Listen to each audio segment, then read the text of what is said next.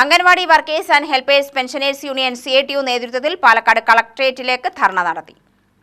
Pension കുടിശ്ശിക ഉടൻ അനുവദിക്കുക, 2023 മുതൽ പിരിഞ്ഞുപോയവർക്ക് അവരുടെ ക്ഷേമനിധി ആനുകൂല്യം നൽകുക, പെൻഷൻ വർദ്ധിപ്പിക്കുക, സാമൂഹ്യ സുരക്ഷാ പരിരക്ഷ അംഗൻവാടി പെൻഷൻകാർക്കും അനുവദിക്കുക തുടങ്ങിയ ആവശ്യങ്ങൾ ഉന്നയിച്ചാണ് ധർണാ സമരം. CITU സംസ്ഥാന സെക്രട്ടറി M. ഹംസ ഉദ്ഘാടനം ചെയ്തു. പാർലമെന്റിൽ പോയിട്ട് മിണ്ടാത്ത MP എന്ന് പറഞ്ഞ നട്ടല്ലേ നമുക്ക്? നിങ്ങൾക്ക് വേണ്ടി വല്ല വാക്കും പറഞ്ഞോ? ഇപ്പൊ 4 കരാർ തൊഴിലാളികൾ റെയിൽവേ ട്രാക്കിൽ പെട്ടിട്ട് മരിച്ചത് നിങ്ങൾക്ക് അറിയില്ലേ? ഷൊർണൂരിൽ ആ 4 കരാർ തൊഴിലാളികൾ മരിച്ചപ്പോൾ കേരളത്തിലെ സർക്കാർ ആ കരാർ തൊഴിലാളികൾ മലയാളികളല്ല കേട്ടോ, തമിഴ്നാട്ടുകാരാ, താൽക്കാലികമായി പിടിച്ചുകൊണ്ടുവന്ന.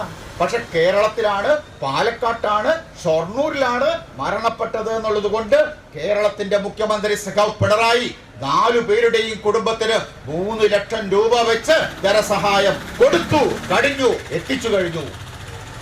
തമിഴ്നാടിലെ സർക്കാർ 3 ലക്ഷം വെച്ചു കൊടുത്തു.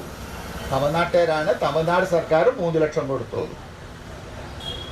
ഇന്ത്യൻ റെയിൽവേക്ക് വേണ്ടി ജോലിയെടുക്കുമ്പോൾ, റെയിൽവേ മന്ത്രി വരാൻ വേണ്ടി ശുചീകരണ പ്രവർത്തനം നടത്തുമ്പോൾ, റെയിൽവേ ബോർഡിന്റെ ചെയർമാൻ വരാൻ വേണ്ടി ശുചീകരണ പ്രവർത്തനം നടത്തുമ്പോൾ ചെറുതുരുത്തി പാലത്തിൽ വെച്ച് മരണപ്പെട്ട് ട്രെയിൻ ഇടിച്ച് മരിച്ച ആ 4 ആളുടെ കുടുംബത്തിന് റെയിൽവേ കൊടുത്തത് 50,000.